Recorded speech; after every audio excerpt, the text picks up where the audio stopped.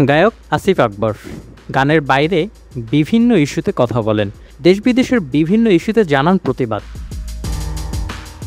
আজ শনিবার সকালে নিজের ফেসবুকে অল্প কথায় রাজনৈতিক নেতাদের নিয়ে নিজের পর্যবেক্ষণ তুলে ধরেন। আসিফ এখন আছেন যুক্তরাষ্ট্রে। 2 মাসের এই সফরে তিনি যুক্তরাষ্ট্রের বিভিন্ন অঙ্গরাজ্যে গাইবেন। দীর্ঘ 17 বছর পর দলবল নিয়ে আসিফ গিয়েছেন দেশটিতে। বাংলাদেশের সঙ্গীতাঙ্গনের জনপ্রিয় এই গায়ক বৈষম্য বিরোধী আন্দোলনে বেশ সক্রিয় ছিলেন।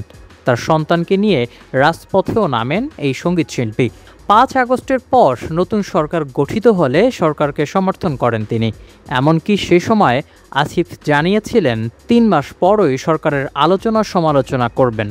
বর্তমানে সেই ভূমিকায়ও দেখা যাচ্ছে আসিফকে। অন্যায় দেখলে সেখানে প্রতিবাদ জানাতে দেখা যায় তাকে।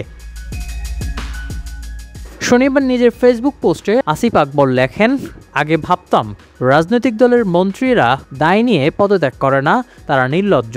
এখন দেখি ওই চেয়ার শুধু নির্লজ্জদের জন্যই। আসিফ আকবর তার এমন মন্তব্য কী কারণে ফেসবুকে পোস্ট করেছেন সে ব্যাপারে কিছুই বলেননি।